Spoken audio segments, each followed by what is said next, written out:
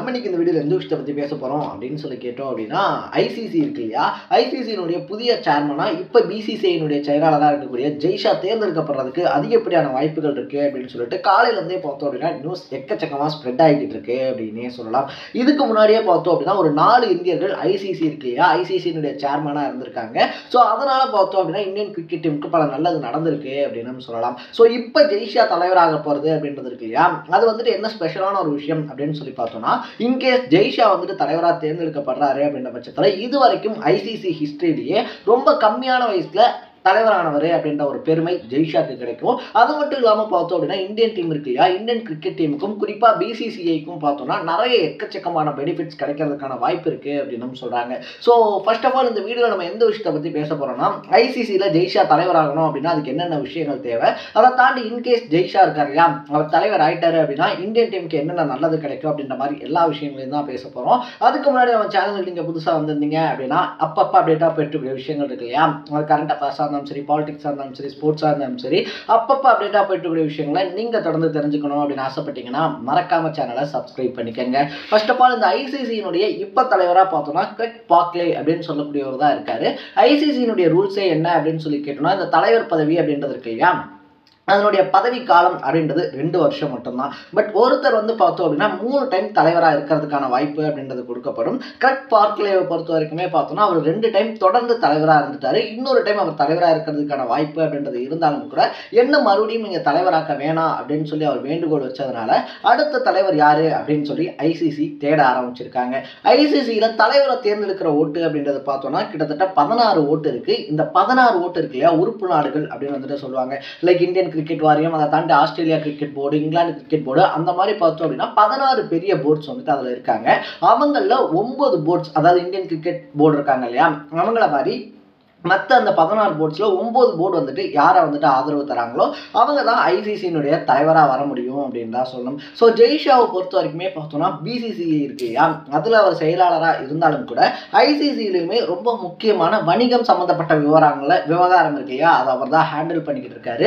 இதனால ஐசிசியில் எல்லாருக்குமே தெரிஞ்ச பழக்கப்பட்ட ஒரு முகமாக ஜெய்ஷா இருக்காரு அப்படின்னே சொல்லலாம். ஸோ இன்கேஸ் ஜெய்ஷா வந்துட்டு தலைவர் பதவிக்கு போட்டிடுறாரு அப்படின்னா நாங்கள் வந்து சப்போர்ட் பண்ணுறோம் அப்படின்னு சொல்லிட்டு Australia cricket board, New Zealand cricket board இருக்காங்க இல்லையா, அவங்க அவங்களுடைய ஆதரவு அப்படின்றத கொடுக்குறாவும் சொல்லியிருக்காங்க. ஜெய்ஷா தலைவர் பதவியில் போட்டிடணும்னா என்ன பண்ணணும் அப்படின்னு சொல்லி பார்க்கும்போது பார்த்தோம்னா ஆகஸ்ட் இருக்கு இல்லையா, ஆகஸ்ட் 27ஆம் தேதி தான் தலைவர் பதவிக்கான விண்ணப்பம் அப்படின்றத ஃபில் பண்ணுறதுக்கான கடைசி நாள். ஸோ அவர் வந்துட்டு அந்த படிவம் அப்படின்றது இருக்கு இல்லையா, அதை ஃபில் பண்ணிட்டாரு அப்படின்ற பட்சத்தில் ஆகஸ்ட் 27ஆம் தேதி அந்த ப்ரொசீஜர் அப்படின்றதெல்லாம் செக் பண்ணுவாங்க. அது எல்லாமே கரெக்டாக இருக்கு அப்படின்ற பட்சத்தில் அடுத்து யாராவது போட்டிடுறதுக்கு விருப்பம் தெரிவிக்கிறாங்களா அப்படின்னு பார்ப்பாங்க.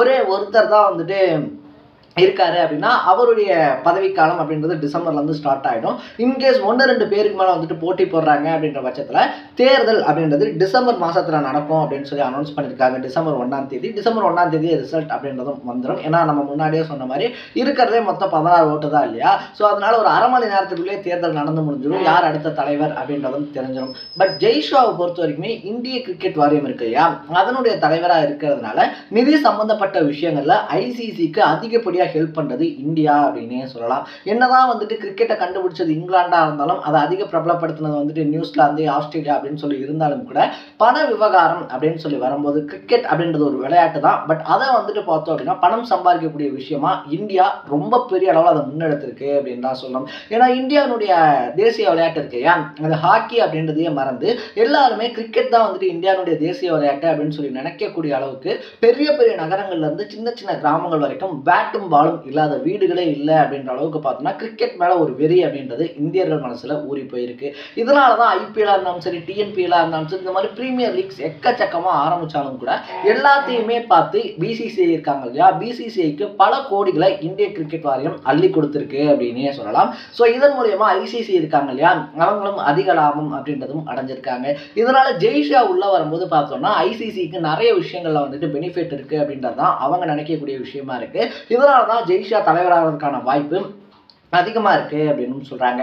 பட் ஜெய்ஷா தலைவர் ஆகிறாரு அப்படின்ற பட்சத்தில் இன்கேஸ் நம்ம முன்னாடியே சொன்ன மாதிரி தலைவர் ஆனார்னா இந்தியன் கிரிக்கெட் டீமுக்கும் பிசிசிஐக்கும் என்னென்ன நல்லது நடக்கும் அப்படின்றது இருக்கு இல்லையா, அதுவும் ஒரு முக்கியமான விஷயம் அப்படின்னே சொல்லலாம். முன்னாடி சொன்ன மாதிரி என்னதான் ஐசிசிக்கு பிசிசிஐ சார்பில் இருந்தால் அதிகப்படியான நிதி அப்படின்றது கொடுக்கப்படுது அப்படின்னு இருந்தாலும் கூட நிதி பங்கீடு அப்படின்னு சொல்லி வரும்போது பிசிசிஐ கொடுக்குற அளவுக்கு ஐசிசி இருக்கு இல்லையா, அங்கேருந்து ரிட்டர்ன்ஸ் அப்படின்றது வரதில்லை அப்படின்னு சொல்லி ஒரு குற்றச்சாட்டு தொடர்ந்து இருந்துகிட்டே தான் இருக்குது. மற்ற எல்லா கண்ட்ரிஸை வரையும் நம்ம தான் அதிகமாக பார்த்தோம்னா ஐசிசிக்கு சப்போர்ட் பண்ணுறோம். பட் ஐசிசி பார்த்தோம் அப்படின்னா அவங்க சப்போர்ட் பண்ணுற விஷயம் அப்படின்றது வரும்போது மற்ற கண்ட்ரிஸ் மாதிரி தான் நம்மளை ட்ரீட் பண்ணுறாங்க.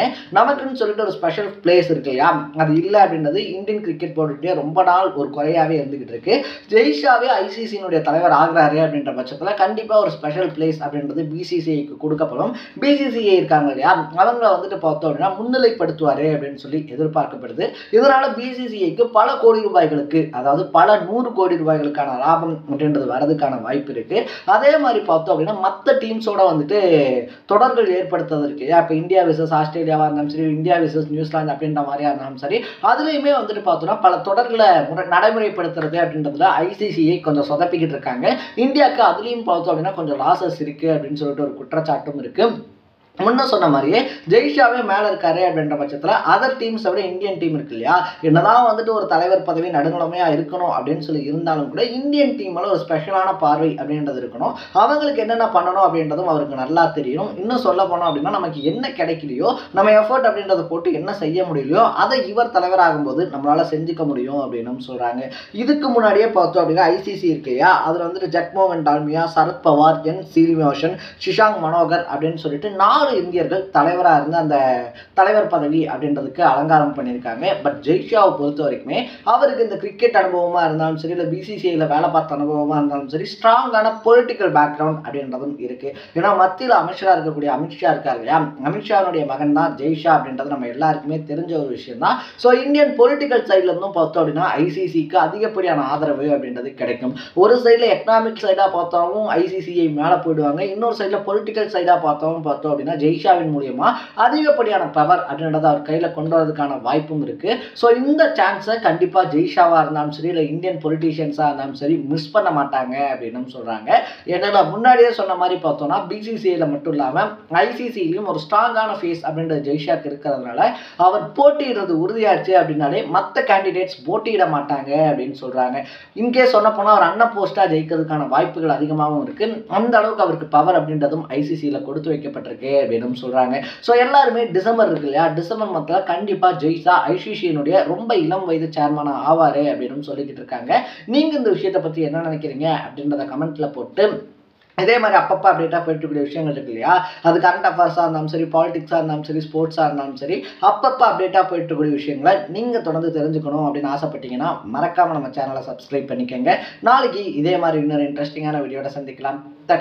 By by.